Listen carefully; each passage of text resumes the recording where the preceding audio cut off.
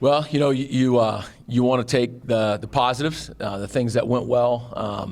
You want to definitely look at weaknesses, challenges, and see how you need to improve.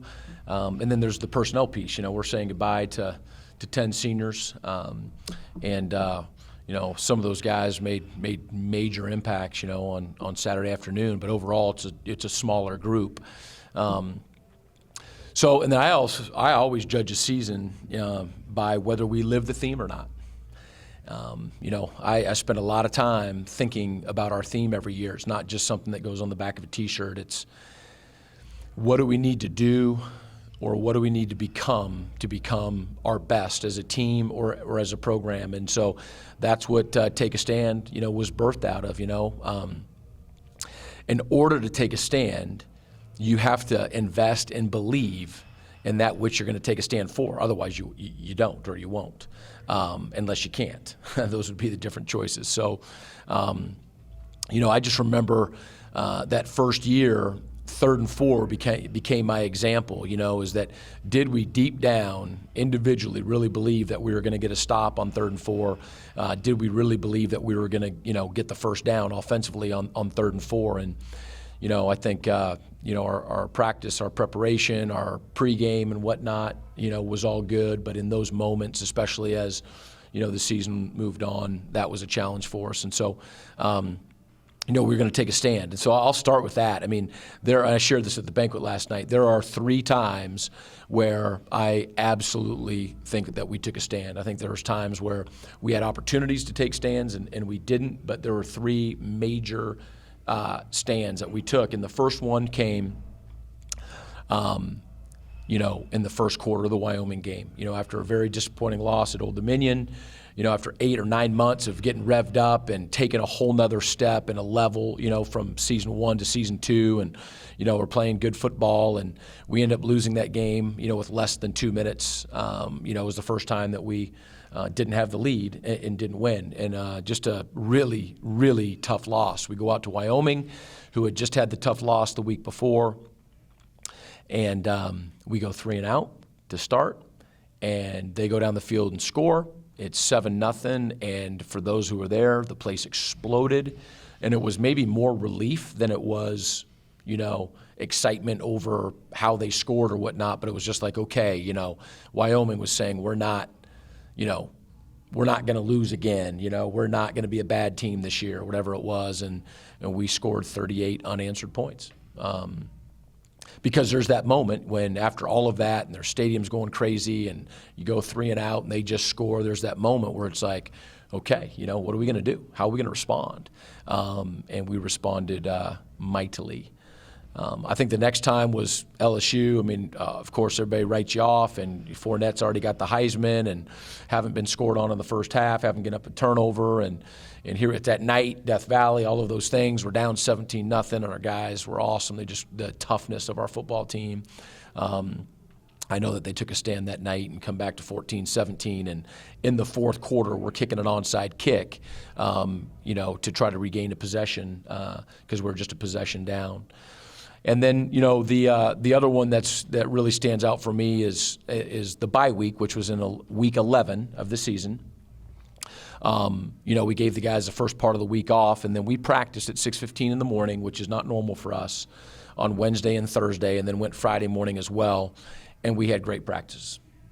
We did. We had, for a 1-10 team at the end of the season on a bye week, practicing at 6:15 in the morning, one could expect or assume from the outside that, it just wasn't going to go well. And we had great practices. And then Thanksgiving week, going to an empty stadium, day after Thanksgiving, a program that's playing for a bowl bid, and we supposedly don't have anything to play for. We're up 21-7. And again, ended up losing the game 35-28, but absolutely came to play.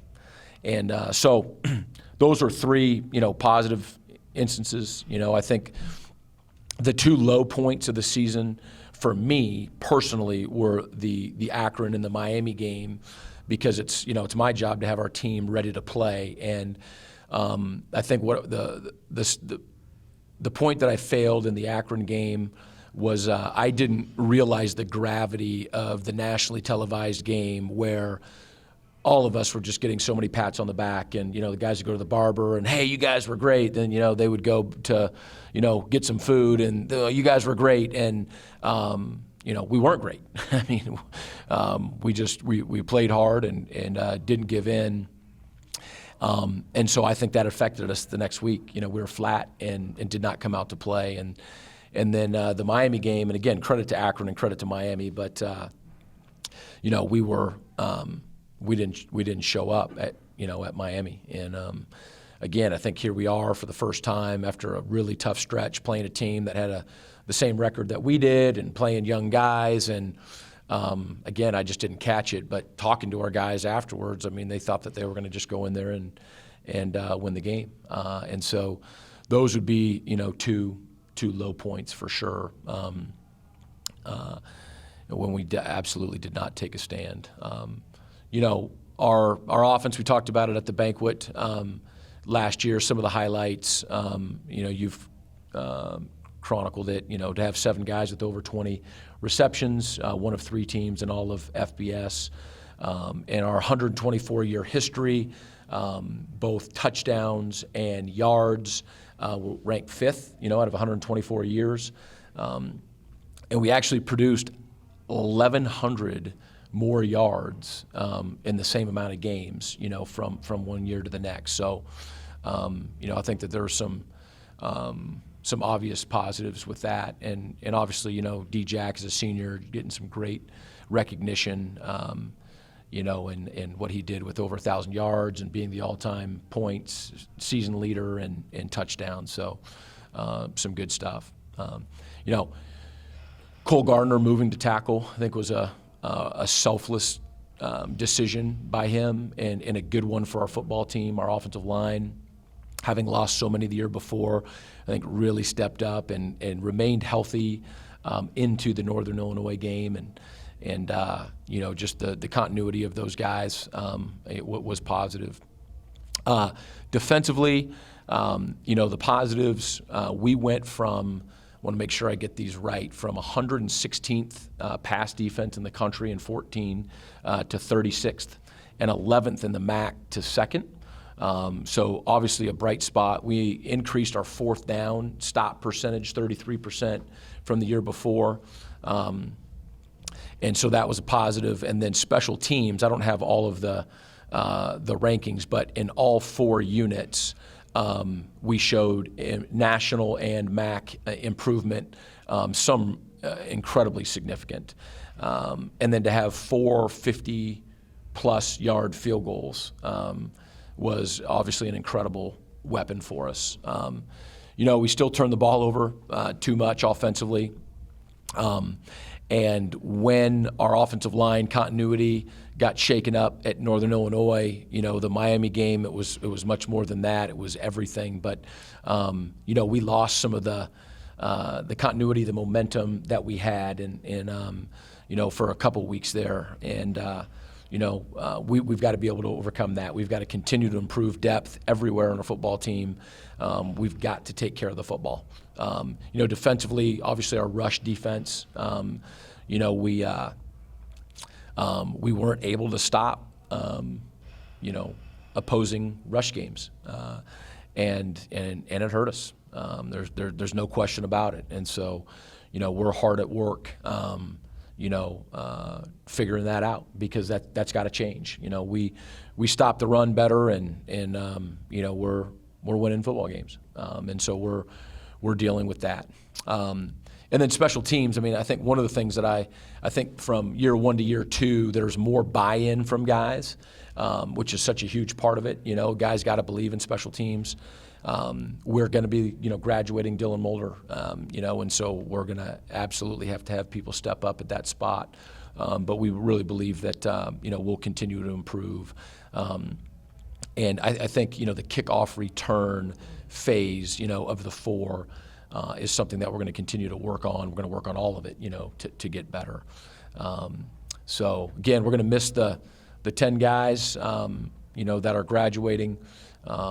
But as we are managing the roster through recruiting and player development and whatnot, there's no question that we're excited about the group that we have coming back. Everybody plays. Everybody has injuries and whatnot. We had a couple position groups that got hit pretty hard early, and in some spots for the entire duration of the season. The exciting thing now is that those guys will all return, so. In a lot of ways, next year can't get here soon enough. We got plenty to work on, but I'm excited about that. Our record, when you click on the website and you look at our record, I get it, and that's what people do. That's not encouraging. Looking at things objectively, I'm very encouraged about the steps that we took even this season. Made it really disappointing and difficult on Saturday afternoons, when you're playing well enough to win in significant spurts, whether that be spurts in the season or even in games. But, coming up short is tough because we're all competitors. But definitely encouraged about where we're going. And, our guys are already at it and working hard. There's genuine excitement about the next step. Going off of the year-end awards for the MAC, Darius was only named to the third team, and then Dylan and Austin were completely left off. Well, did you talk to them about that at all? Talk to who? Austin, Dylan, and Darius. I didn't. No, I think the thing that I end up just knowing, and I've expressed it to the team before, team success almost always breeds the individual accolades. And so when you're, when you're last in the league, you're not going to get voted all conference. I think that's, and I get it. That's how it worked, and how it works. Do I think that Darius Jackson's a phenomenal running back, and would other teams in our conference love to have him? Absolutely. Dylan, had a phenomenal year. There's just, what can you say? Austin, there were some other really good punters in our league, for sure. But, he's got an incredibly, live leg. And, eBay with his tackles, didn't mention him. And, he had a monster year in terms of tackles. But, we've been on the road for 2 weeks. We really haven't seen the guys much at all. And we had the recruiting weekends, and then all of a sudden it's the banquet, and there's 250 people in there. So, and that was just 15 hours ago. So, haven't had a ton of, long conversations with guys at this point. And then last question about the season for you. There are a lot of third quarter meltdowns. What things can you do moving into next year to kind of help come out of the half a little bit better?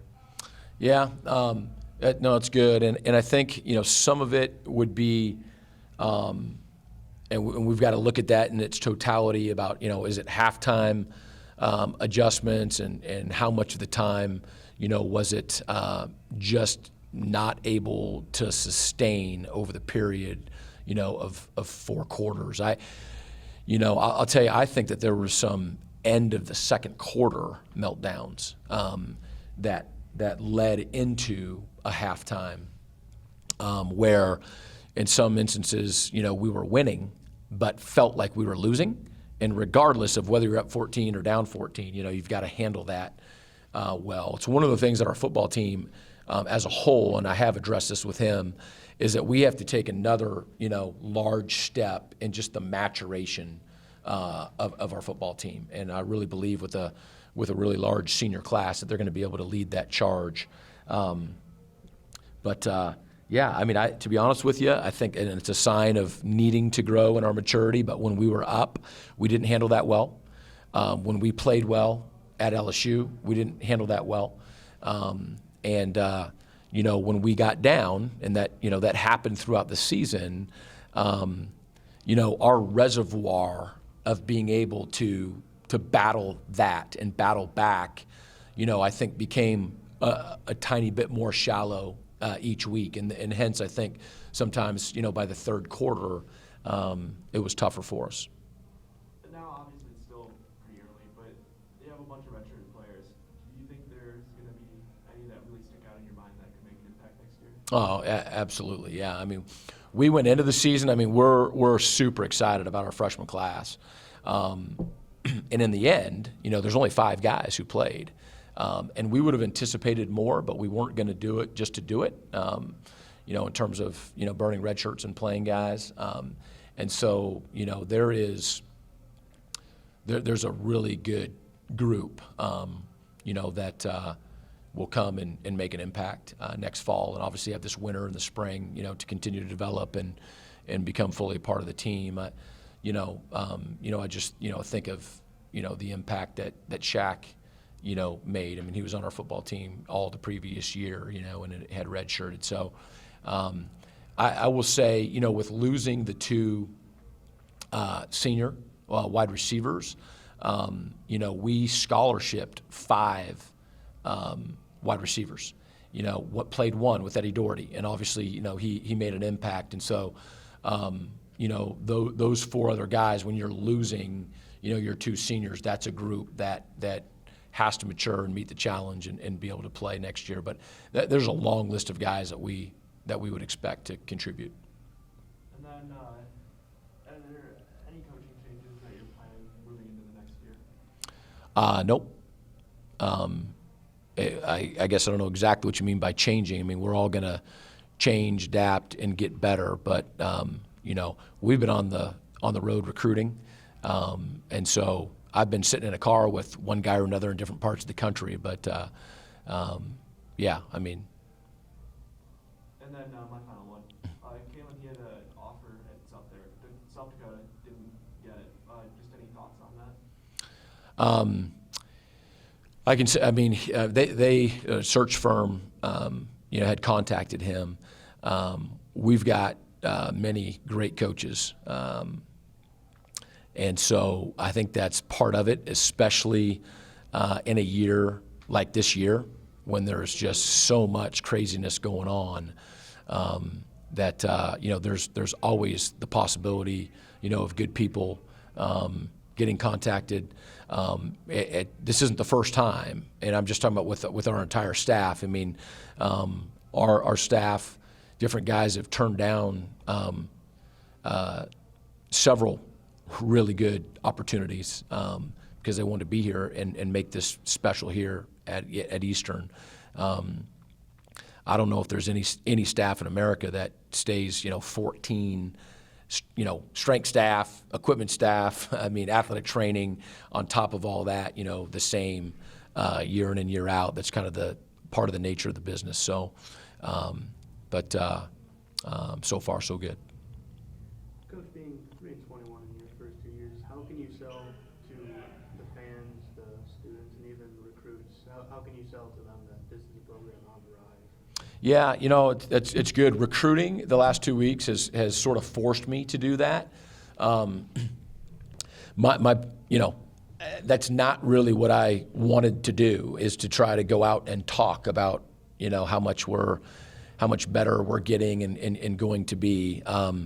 Would rather let our actions speak. Having said that and having asked, and here we are at a press conference, I mean, I really believe that we're on target, on schedule. I've coached undefeated teams, I've coached conference championship teams, and it's difficult not to let a record define you. And you can't have it both ways. You can't say, "Hey, I'm a champion, and so yeah, tell me how great I am." When you go undefeated, and then I'm not a loser. When we're not winning games, you got to know who you are, regardless. The standard is always about being our best. You can't do more or better than that. Now, actually being your best, I don't know if that's achievable, but going after it is.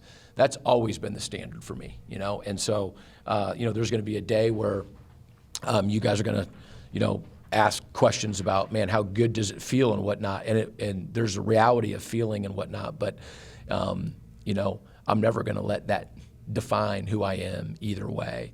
But the reality is, you know, you're going to talk to 17-year-olds and you know, you've had 2 seasons where you click on the computer and you've won a heck of a lot fewer games than you've lost. But we're staying the course. I mean, in terms of what we believe in, and we've made significant steps. That's off the field and on the field as we're putting this together. And so I go through that with them. You know, when I'm talking to recruits, I talk about tangible steps, you know, that we have taken, both on and off the field.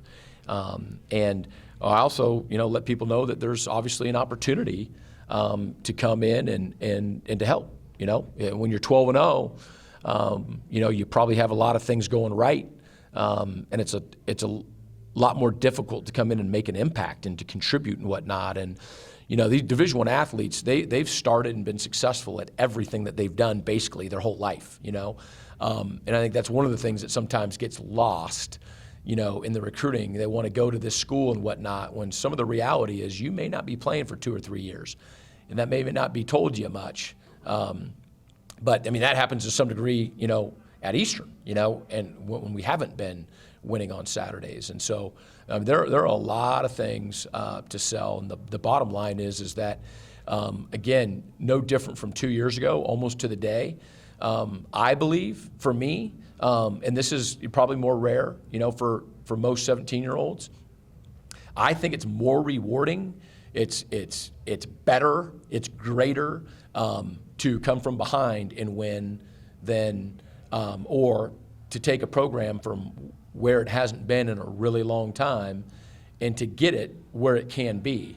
I think that is an incredible opportunity and an incredible challenge, and there are plenty of guys out there that want to be a part of that. Going to recruiting, what specific players are you looking for? Because I imagine you're not just looking for anybody.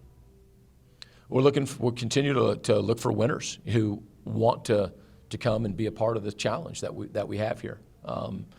You know, that's and you know, we start just as we have in the great state of Michigan and start working out from there. And it's been good. It's been good. And then my last one, will there be any changes to like maybe the scheme perhaps to help fix your weaknesses?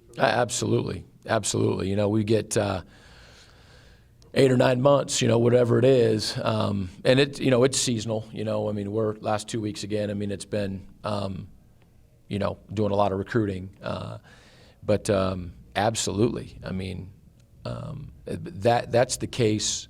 You know, again, when you're 12-1, every team is different. You know, because the personnel changes and all of that.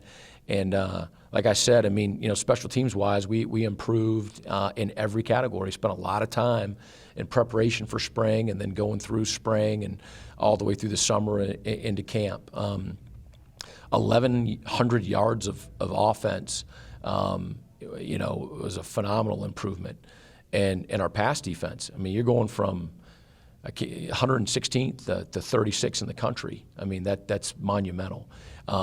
All 3 of those areas, and the areas, you know, the culture, the overall program, have lots of work to do. But it's all stuff that we're going to be able to adjust and change, manipulate, massage, all of that to get better. That's what we do. You talked a little bit during the season about a big junior class that now transitions to be a senior class.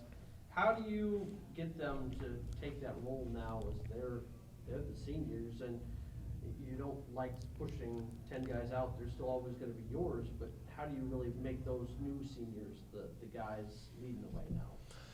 Well, you know, I think part of it, you know, whether you're intentional about it or not, you know, guys understand to some degree that when it's their last year, I mean, things just change, you know, and so, you know, when they come back on January 5th, that's the last January 5th, you know, that they're going to have. There's some degree that guys just get that. When you're a freshman, sophomore, you know, or a junior, you you might realize that, hey, it's 2, but you always, you just think that it's not going to end.